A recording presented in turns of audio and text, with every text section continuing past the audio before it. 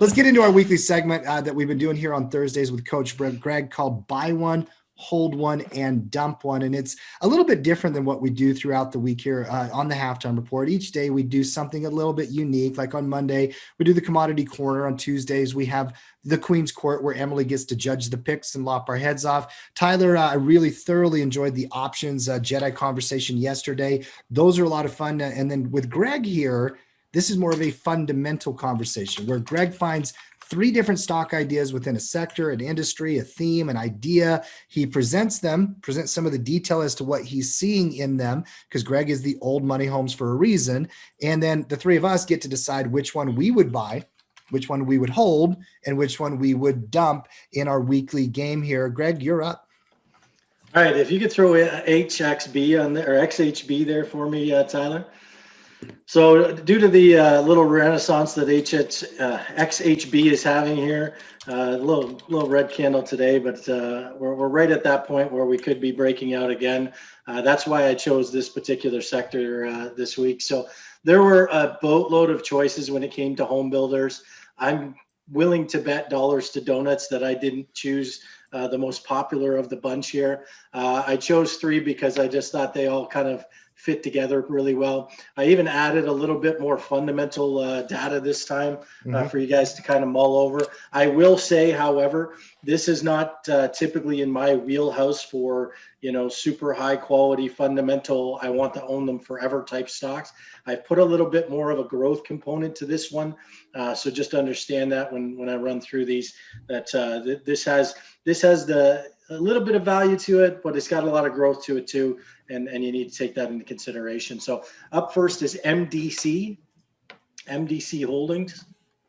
These are all home builders, by the way. Again, like I said, probably not the most,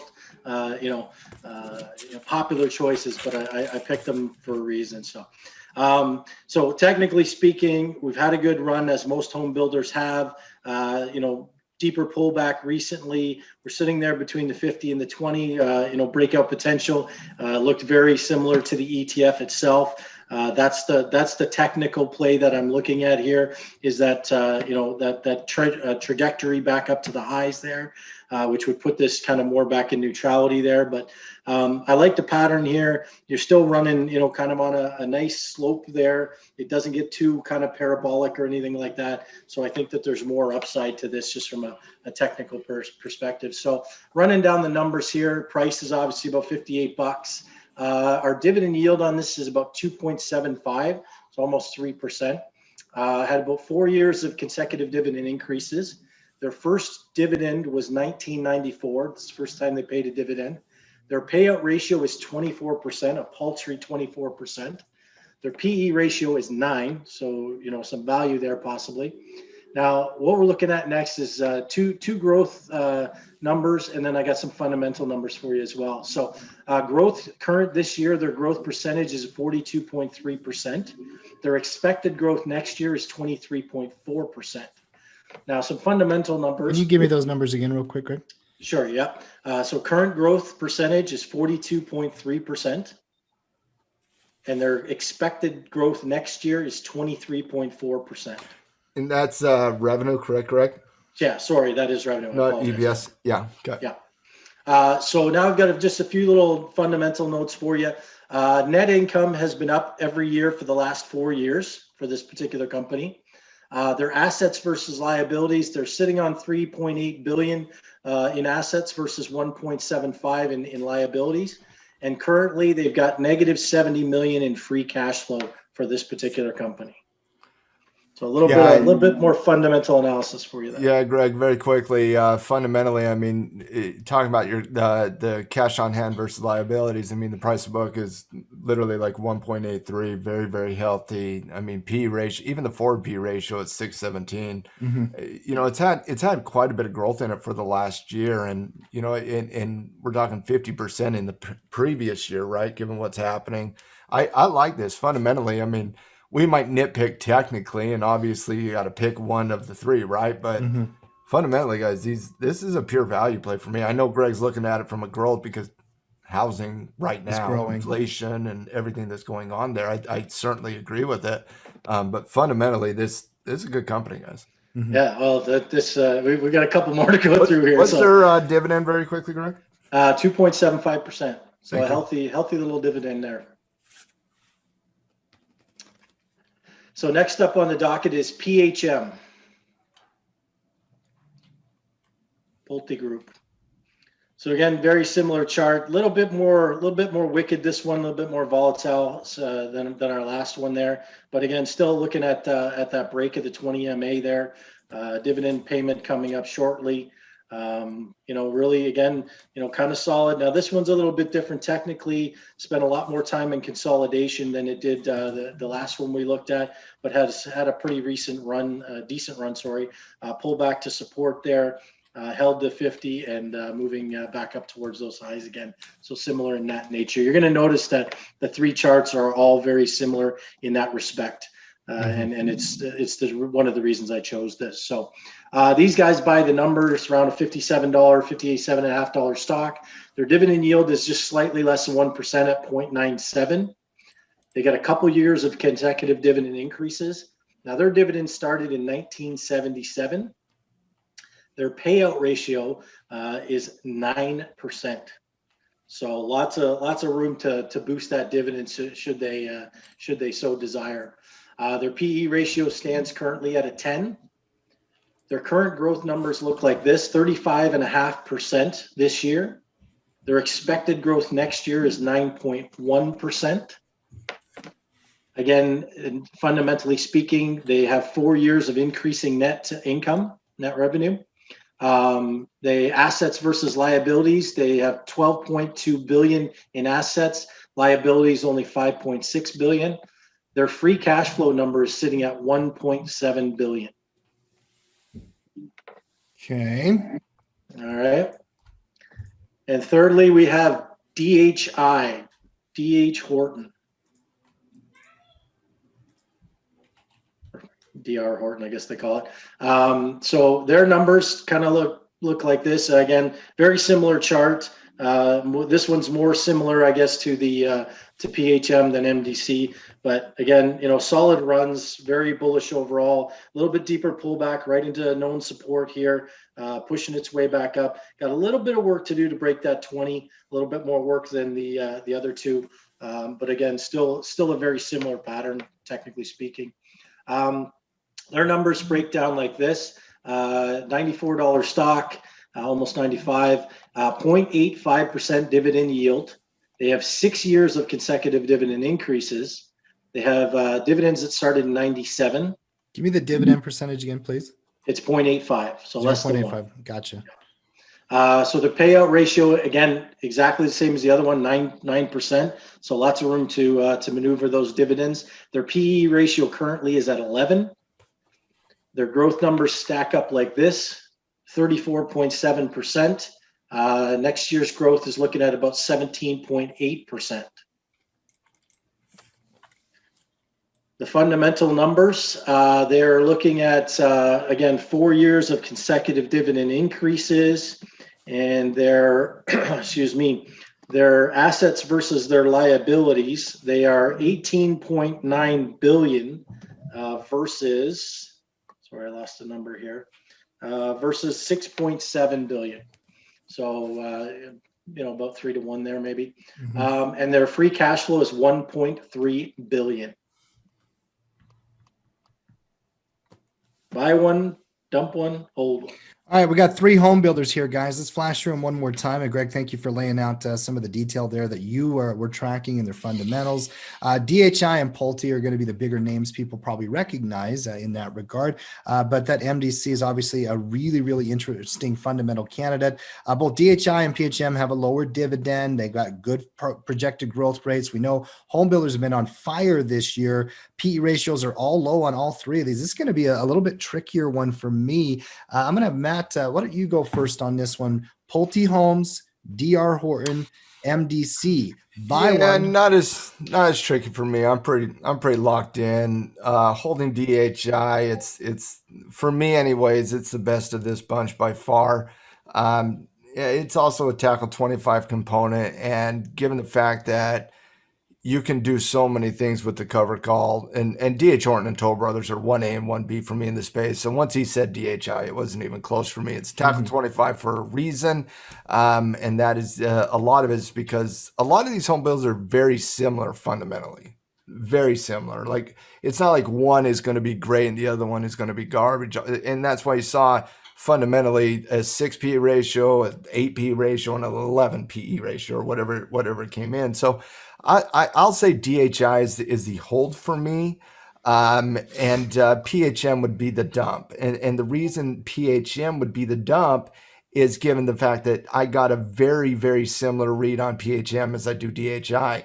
And when you're looking at those home builders, I put 5 of those major home builders in one kind of group together. You got Toll Brothers and DH Horton, and you have KB Homes and Polti and Lennar Group. And so you have those big time major brand name home builders, and Greg's 100% right. There's as much of a growth component to them as there is a value component. It's a little bit of a mixed form of analysis, which I kind of like, quite frankly.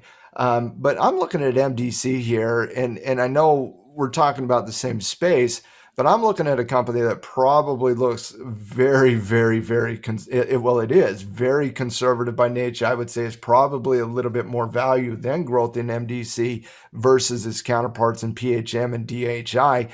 So for that purpose, I do think you could have a buy on MDC with the purpose of writing covered calls versus a maintenance on DHI. PHM, it's nothing against PHM, quite frankly, right? It's just, if you like DHI, something's got to go, and PHM and DHI are very similar to me. So I'm a hold on DHI. I'm a dump on PHM, and with MDC, it would be a buy, but more for the quality of the long-term analysis. And again, I don't know if we can do as quality covered calls on this as we can say a Toll Brothers or a DHI. But again, that would be just a stabilization, compound cash flow, dividend, write some covered calls. But again, for me, DHI is the hold, PHM is the dump, MDC is the buy. Mm-hmm. That's interesting because I'm leaning towards that as well. One of the bits of the analysis where I'm having a little bit of a hard time is that analyze tab and the option chain. Because when I think home builders, I want to do covered calls on my home builder stocks, right? I mean, tackle 25, fundamentally strong, something you can pick a little dividend up with and get some cash flow. MDC's okay. I mean, it's okay on the option chain. It just doesn't have the same liquidity. You can do it as the PHM. Yeah, you can do it. You just don't have that same degree of liquidity. And so the reason I give it a buy is I got to give it a label. We're playing the game, right? Mm-hmm. And so you can do it, but you would rather do DHI. Yeah. You'd rather do Toll Brothers. So again, I got mine. Where do you guys come in? I'll go next. I'm going to lean this direction. Give me let's do DHI. I think DHI is the buy. It's got a wonderful weekly chart. I mean, they gave up some of the dividend for growth. Obviously, this home builder is just a fundamental juggernaut. It's a $94 stock. You can write wonderful cover calls on it. I think it's still a buy. And I love it above that little breakout that you've drawn there. It's a great company. I would give easy to offset loss on a break of 92. Mm-hmm. Right? If it breaks 90, what do? You just write a 40, 45 delta contract, offset the loss when it stabilizes at 80. Yeah. Right. Cover calls for 6 months. Easy covered call scenario at least for me. Yeah. So DHI for me is a buy.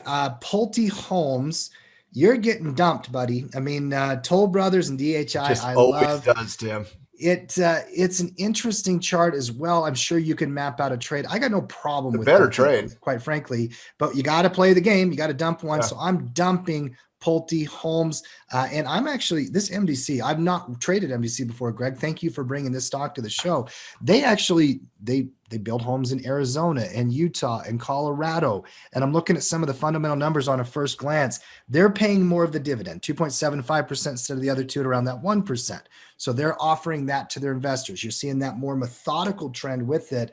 This is a hold. If you owned it, you're happy. They've got wonderful numbers. They've got assets over liabilities. They've got growth in their space. They're not going to have the same year over year growth. I don't know if everybody picked up on that. Greg said growth this year, big number. Growth next year, smaller number on all three companies. But that's probably residential home construction. In 2020 alone, we saw just growth in this space explode. Their EPS went from 330 to 494 on MDC year over year. So a 50% increase in EPS, that's not going to happen every year. If it comes back down to what you say, 20%, Greg, 23.4%, I think that's still really amazing. Yeah, but worst case, you got stabilization analysis instead of growth and you're writing covered calls. But again, Tackle 25 stock, it's not a buy.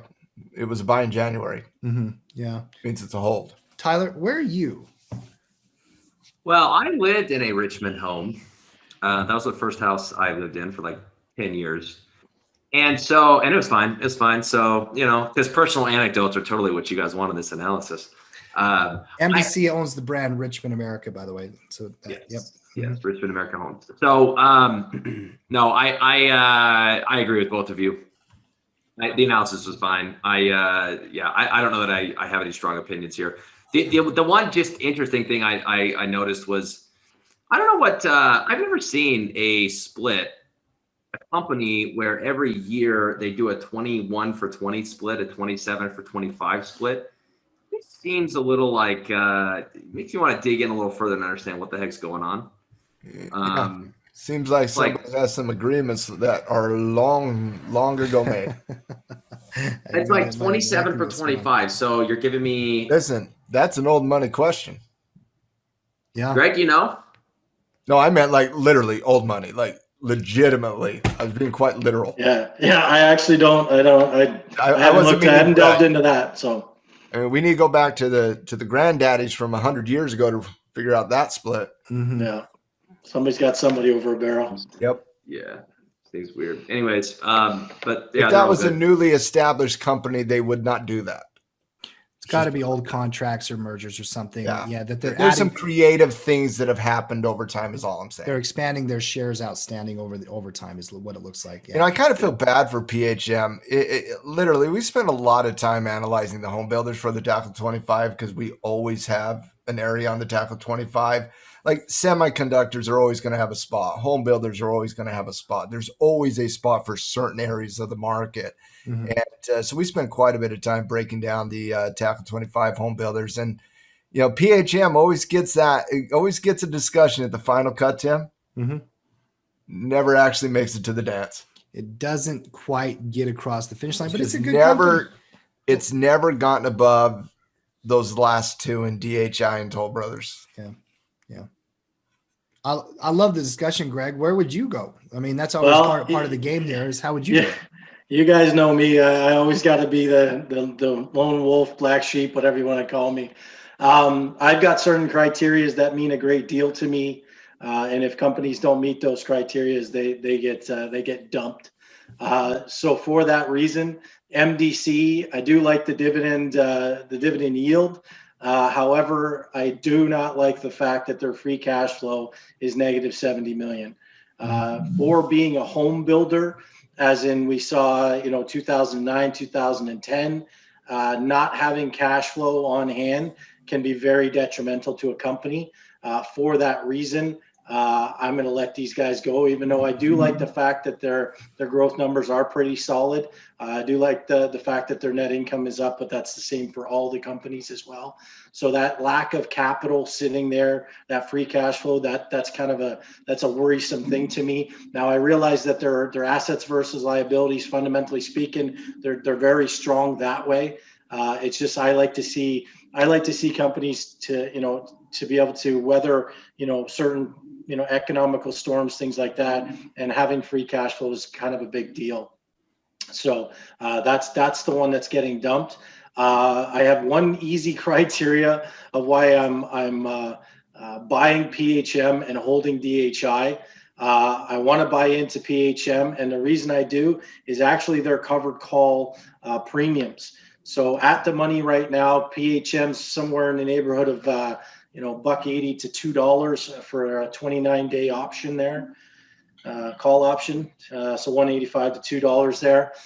If you go and look at DHI, you're paying almost double the stock price and you're only getting about 310 to 240. So I would end up buying more shares of PHM. I have no issue with DHI. I personally think that I'd like to see these guys kick up the dividend a It's little a higher bit. ROI on DHI, Greg.